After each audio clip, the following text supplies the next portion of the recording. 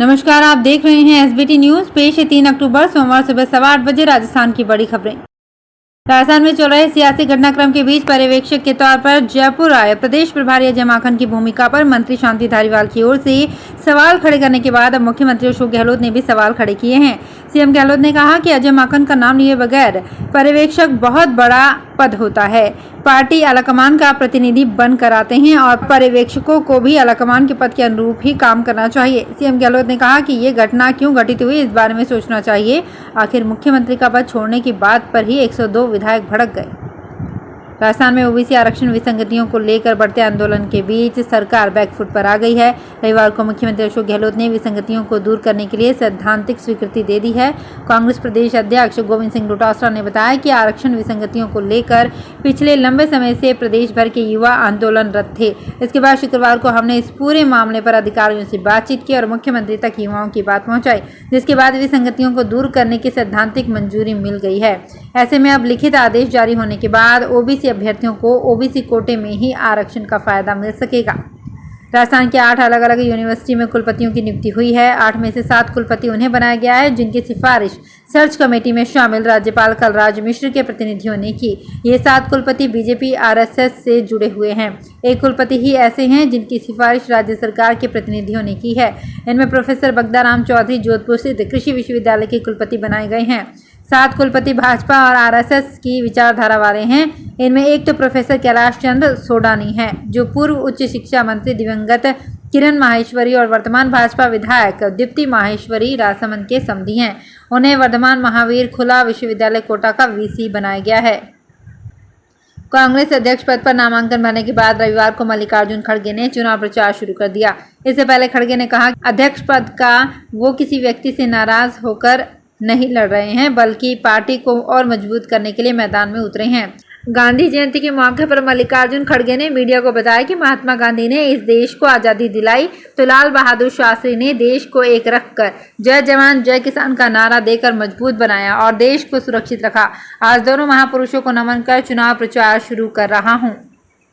राजस्थान के पूर्व शिक्षा मंत्री और वरिष्ठ भाजपा नेता प्रोफेसर वासुदेव देवनानी ने कहा कि जिस प्रदेश के 90 विधायक अपना इस्तीफा दे चुके हैं, वहां पर संवैधानिक संकट हो गया है। ऐसे में राजस्थान में जल्द से जल्द विधायकों का इस्तीफा स्वीकार कर राष्ट्रपति शासन लगना चाहिए। यही नहीं, मध्यावधि चुनाव करवा कर नई सरकार को सत्ता में आने का मौका मिलना चाहिए।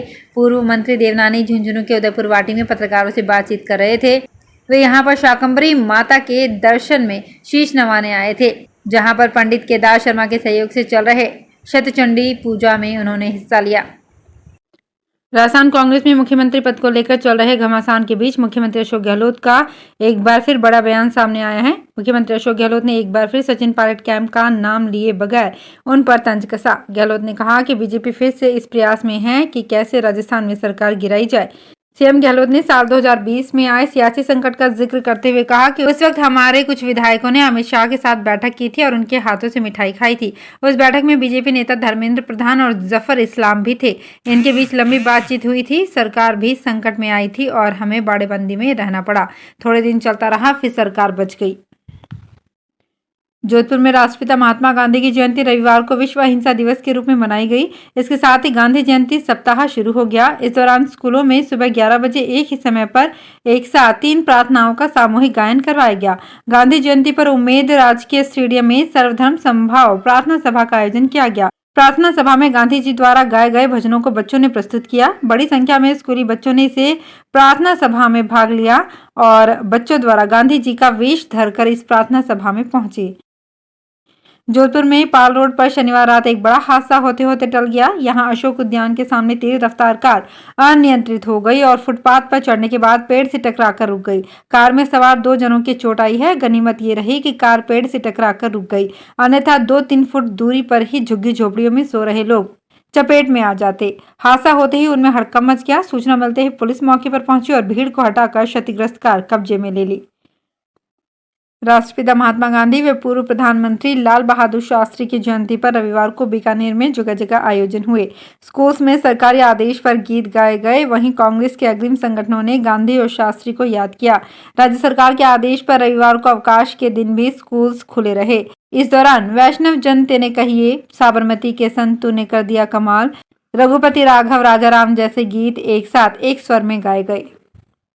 जोधपुर में झालामण स्थित राजकीय उच्च माध्यमिक विद्यालय के प्रिंसिपल राजेंद्र सिंह कुंपावत के तबादले के खिलाफ लगातार 7वें दिन लाल बहादुर शास्त्री एवं गांधी जयंती के उपलक्ष्य पर भी स्कूल की तालाबंदी रही। बच्चे व ग्रामीण स्कूल के बाहर धरना देकर प्रदर्शन कर रहे हैं। रविवार को भी यहां धरना प्रदर्शन शुरू किया गया। छात्र छात्रा अभिभावक संघर्ष समिति द्वारा दिए जा रहे धरने में सुबह लाल बहादुर शास्त्री एवं गांधी जयंती पर सर्वधर्म सभा प्रार्थना सभा का आयोजन कर पुष्पांजलि अर्पित की गई। इसके बाद ग्रामवासियों ने मोर्चा खोलते हुए बताया कि तबादला निरस्त नहीं होने तक तालाबंदी जारी रहेगी।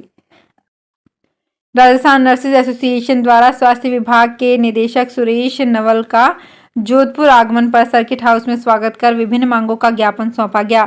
एसोसिएशन के ब्लॉक अध्यक्ष जगदीश जाट ने बताया कि ज्ञापन में नर्सिंग अधीक्षक और सीनियर नर्सिंग ऑफिसर की डीपीसी जल्द जारी करने, यूटीबी पर कार्यरत नर्सिस की सैलरी बढ़ाने आदि की मांग की गई। जोधपुर में तेरा पंथ भवन अमरनगर में अणुव्रत उद्बोधन सप्ताह के 6ठे दिन को अणुव्रत अनुशासन दिवस के रूप में साध्वी सत्यवती के सानिध्य में मनाया गया। साध्वी ने अपने उद्बोधन में कहा कि हमारा जीवन स्वयं ही अनुशासन का एक पहलू है। हम एक गुरु के शिष्य हैं और उसी अनुशासन में हमारा जीवन समर्पित है। अनुशासन दिवस पर स्कूली बच्चों में निबंध प्रतियोगिता का आयोजन किया गया, जिसमें 8 स्कूलों से 35 बच्चों की उपस्थिति रही। जयपुर में 10 लाख रुपए की रिश्वत लेते गिरफ्तार जलदाय विभाग के चीफ इंजीनियर का पक्ष लेना एसीबी के एक अधिकारी को भारी पड़ा। बेनीवाल के खिलाफ वर्ष 2016 में दर्ज पद के दुरुपयोग के मामले में जांच अधिकारी श्रवण कुमार वर्षों से कार्यवाही नहीं कर रहे थे। यहां तक कि विशेषज्ञों की राय को भी दरकिनार कर दिया। ये तथ्य सामने आने के साथ ही डीजी एसीपी बीएल सोनी ने श्रवण कुमार को एसीबी से रिलीव करने के आदेश दिए हैं। बेनीवाल को एसीबी ने 26 सितंबर को रिश्वत लेते हुए गिरफ्तार किया था। इसके बाद अधिकारियों के प्रसंज्ञान में बेनीवाल के खिलाफ वर्ष 2016 में दर्ज एफआईआर भी आई। ये एफआईआर एक मामले में भुगतान को लेकर दर्ज की गई थी। नौताड़ा क्षेत्र से गुजर रही दिल्ली मुंबई रेल मार्ग पर रविवार सुबह 11 बजे के आसपास एक मालगाड़ी सवाई माधोपुर से कोटा की ओर आ रही थी। इस दौरान लबान व घाट का बराना रेलवे स्टेशन के बीच पोल नंबर 102 के आसपास ट्रेन का एक डिब्बा बेपटरी हो गया, जिसके बाद ट्रेन को रोका गया।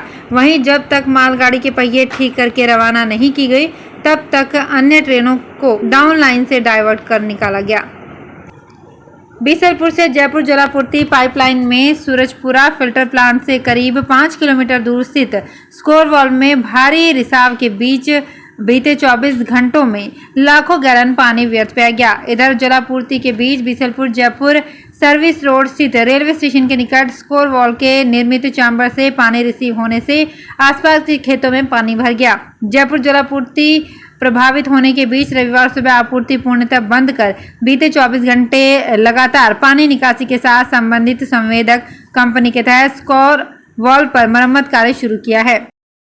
तो फिलहाल इस बुलेटिन में इतना ही, फिर हाजिर होंगे कुछ और बड़ी खबरों के साथ। अगर आप भी अपने आसपास की छोटी बड़ी और महत्वपूर्ण खबरों से अपडेट रहना चाहते हैं तो सब्सक्राइब कीजिए हमारे चैनल एसबीटी न्यूज को और प्रेस कीजिए बेल आइकन पर।